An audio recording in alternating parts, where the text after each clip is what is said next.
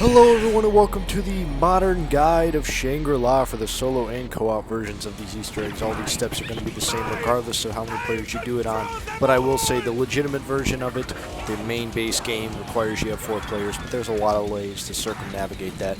But without further ado, let's get into it. Things first, what you're going to need from the box is a stronger weapon like a ray gun for example, but you're also going to need the wonder weapon for this map, the baby gun, the shrink ray, the 3179 JGB 215, whatever you want to call it. Just get it out of the box. Make sure to upgrade it also by the end of the Easter egg. You need it for the last step upgraded.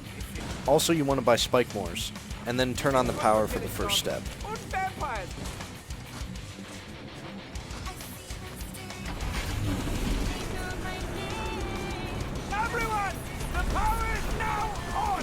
With this Easter egg, you have to start every step by hitting these 4 buttons on the wall all at once. If you're at 4 player, or if you're in solo / less than 4 player, hit them in the sequential order with the mods help, and then that will start each step. Okay, what the hell just happened? Why does everything look blue? Look, there is an eclipse. Fascinating. But look, there's a giant meteor on top of the temple. I must have it in my pocket. Yeah, good luck with that. Let's go figure out what's going on.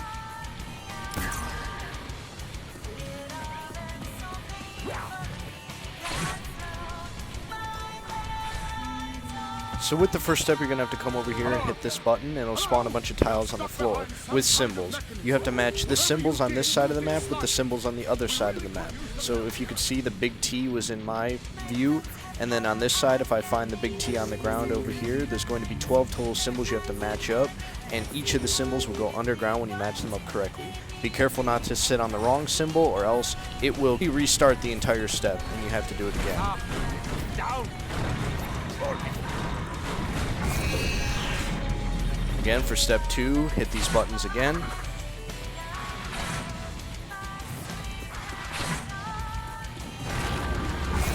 have come back to the same night again.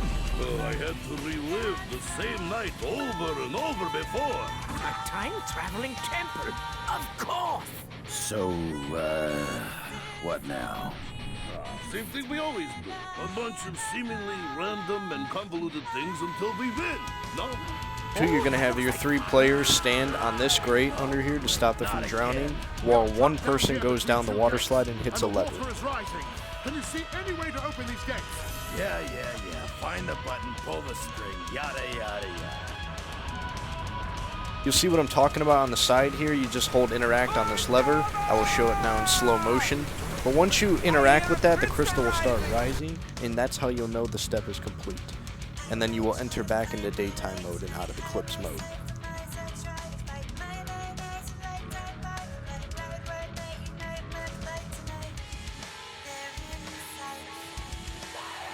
Three, you have to hit these again, go back into eclipse mode.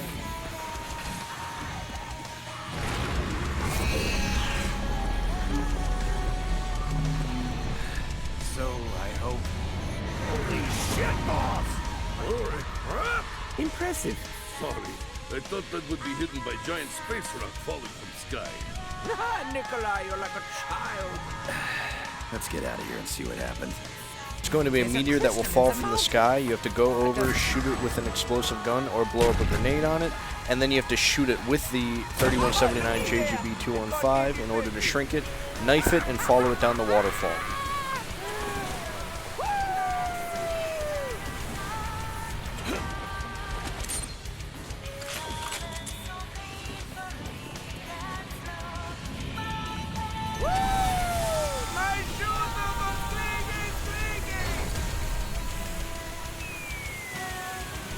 What goes up must go down.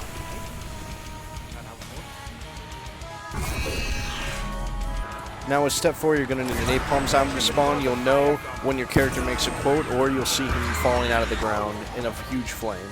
He'll walk towards you slowly, don't go near him, or else he'll blow up. Hit the 4 symbols again once he spawns. Go back into eclipse mode. And what you're going to want to do is go over to this tunnel and turn this valve 4 times. They will stop coughing and tell you that you need to stop the walls from moving.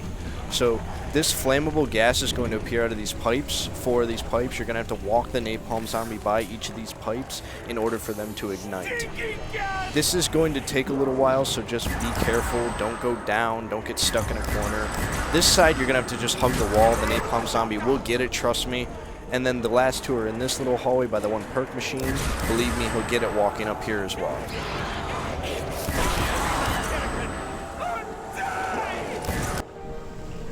Once all 4 are ignited in flames as shown, you just have to go over and pull this lever, and that will complete the step. Let's get out of here before spikes shoot out of the walls and the floors open up to a pit of lava. Now for step 5, go back into Eclipse mode. This is where you're going to need the Spikemores. Go down to this other side of the tunnel, and you're going to see 4 holes in the wall. Place Spikemores in front of all 4 holes. If you're playing solo, you're going to need to go 2 rounds for this to work. And then just get zombies to run over the Spikemores and plug up the holes on the wall.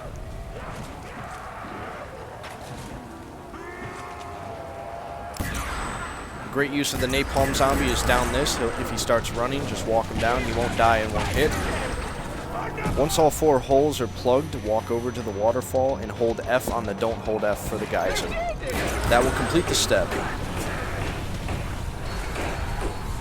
Go back to Eclipse mode for step 6, and you're going to need to knife 12 symbols around the map, which I will show. Just walk up to the symbol and knife it. Doesn't matter what you have as a knife, just knife it. It will be all the symbols from step 1, just count 12 of them out as you knife them, and your character will make a quote at the last one you knife. There will be 5 of them in the spawn area, 2 of them in the area by the initial first step button. 3 of them will be by the waterfall, and 3 of them will be by power. I did it right! Yay me! Good one!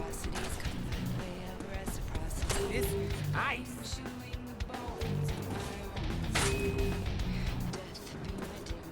I think that was the last glimpse. Once you get the last one, go over to the mine shaft and throw a grenade at this structure outside of the map.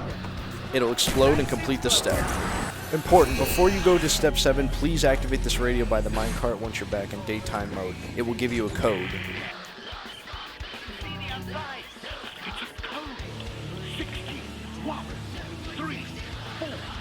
Now that you have that code, go back into Eclipse mode for step 7. You remember the code 16341. You're going to go into the sand pit area, the quicksand area, and turn these dials to match the numbers. 1 will be 4, 1 will be 3, 1 will be 16, and 1 will be 1. The one that's 16 just has a couple more symbols instead of dots.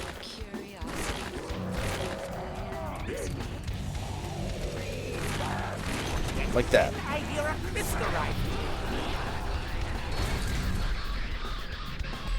Alright, for step 8, before you go in, I would figure out your gong sequence. So if you go around these areas to these gongs and you hit them and they make a gong sound, you're going to know that that's the right one you have to hit. You have to hit 4 of these in sequential that are all the correct ones in order for this step to work.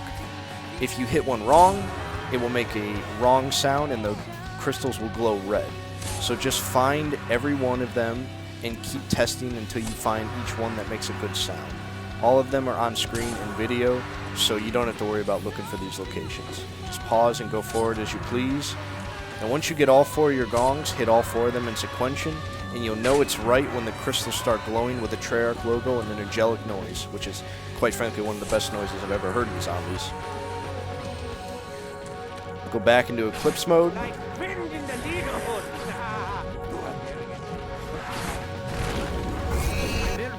Go over to this one, shoot this crystal with the upgraded JGB. You're going to grab the dynamite that drops, and then you're going to shoot the crystal on the left side of Pack-a-Punch with this, and then it's going to go up and shrink the meteor.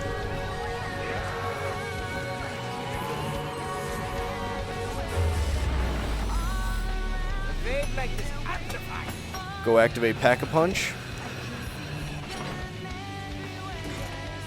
Go up and listen to this quote sequence. Once it's done, interact with the wall, and you will give them the dynamite. Had some in my bag, but dropped it when we were attacked by the horde of zombies. Hey, pyro putzes. I might be able to help you with that. Okay, bring me that stick of dynamite. I'll open this bitch up like a can of beans. Of course. I just need to see the inside. Give them the dynamite. All right, here we go.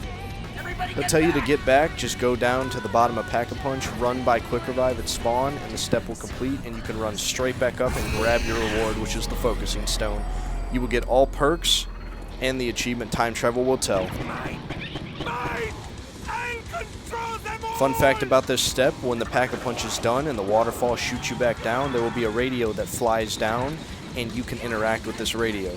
This radio essentially tells the tale of Brock and Gary going back in time each time, inside of their time loop, and then you can really restart the Easter egg, and you can do it 3 more times in order for all players to get a focusing stone.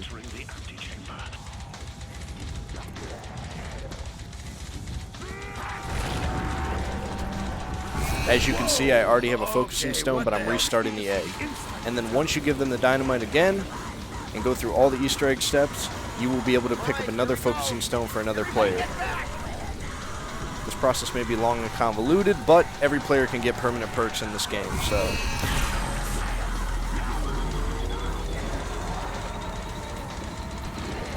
Alright, that was the Shangri-La solo and co-op Easter egg guide. Thank you very much.